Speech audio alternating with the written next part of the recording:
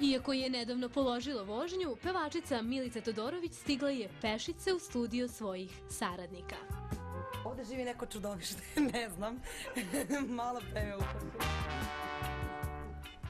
Ne smem, priđi ti.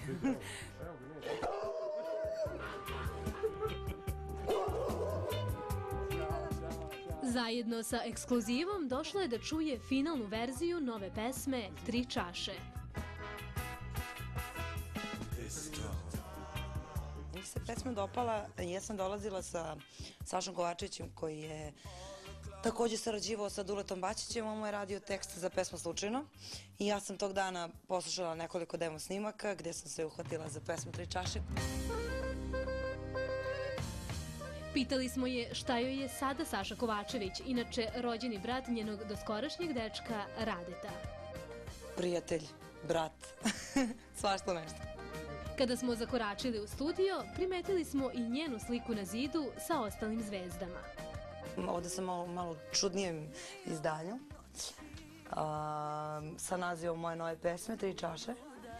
To baš pored Severine. Baš pored Severine si upoznala? Ona mi je pevala prateći za pesmu. Hoću da budem luda, bar 5 minuta. A dok druge zvezde gleda samo na zidu, ponosno priznaje da se nedavno u Jagodini družila sa Cecom Ražnatović. Ceca je kraljica. Imala je i posebnu poruku za našu folk divu. Ja ću da zamolim Cecu, a ako hoće da bude velikodušna i da snimi jedan duet sa mnom.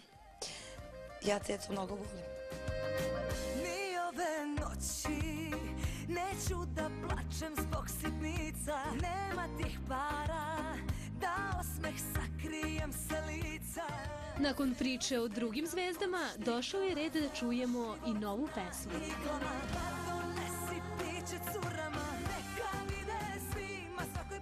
Pevačica će možda ovu pesmu snimiti i na engleskom jeziku. Hello guys, my name is Rihanna and now you're gonna hear one part of my new song called Three Glasses. Dokaz za to da je izuzetno tražena je to što već zna gde će nastupiti za Novu godinu. Biću u Crnoj Gori na Žavljaku, pa ako budete hteli da poslušate uživo moju novu pesmu Tri čaše, vi doćete. Ceo svet nam pod štikama